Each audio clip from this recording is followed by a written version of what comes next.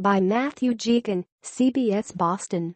Boston, CBS. While a pair of youngins are stealing most of the spotlight for the Celtics, lost in Boston's first complete effort of the season on Tuesday night was the defensive performance of Al Horford.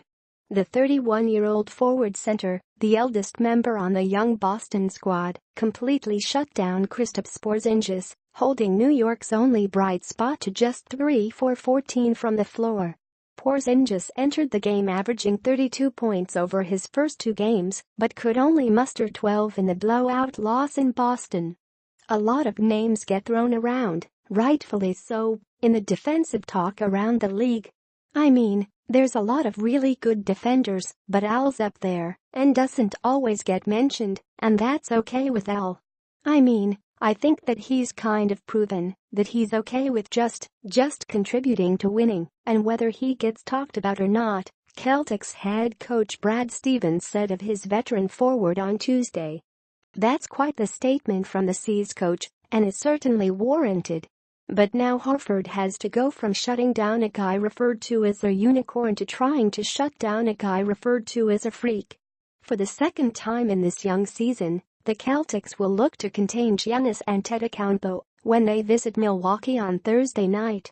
That proved to be an impossible task a week ago, when the Greek freak looked like a dump truck going through drywall, getting into the paint whenever he wanted, and dropping 37 points in Boston's home opener en route to a 108-100 win.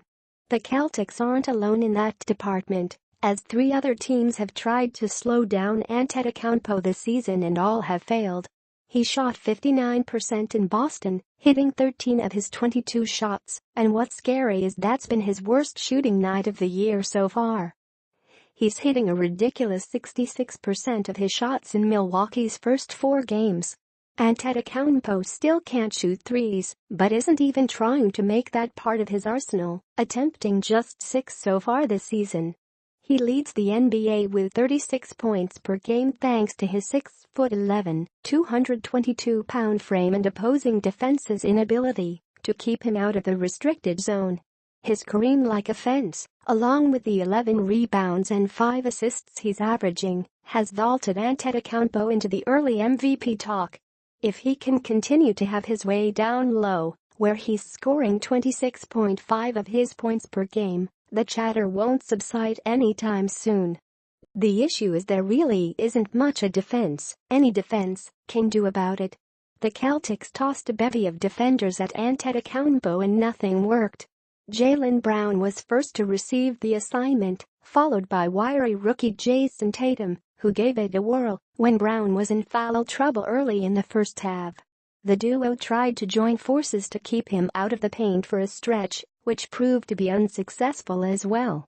Brown really couldn't do much with Antetokounmpo trucking his way under the basket whenever he had the ball, and fouled out with 1:48 left after a bruising effort.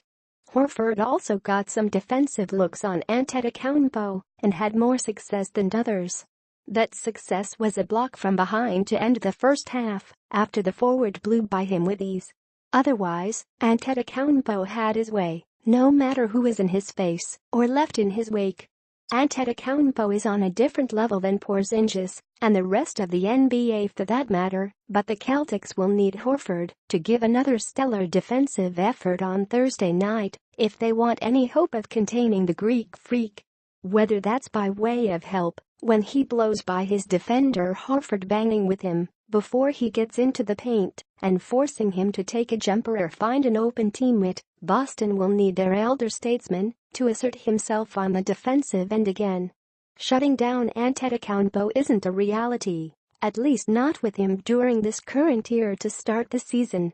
The Celtics can only hope to contain him, and it's going to take a full team effort to do so.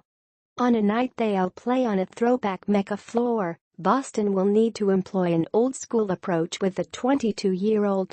Get physical, make everything difficult, and force him to take jumpers. Whether it's Brown, Tatum, Horford, or Aaron Baines, they're going to have to keep him from getting to the paint with such ease. That still probably won't be enough to keep him from scoring 30, but it's their only real hope at getting a win on Thursday night.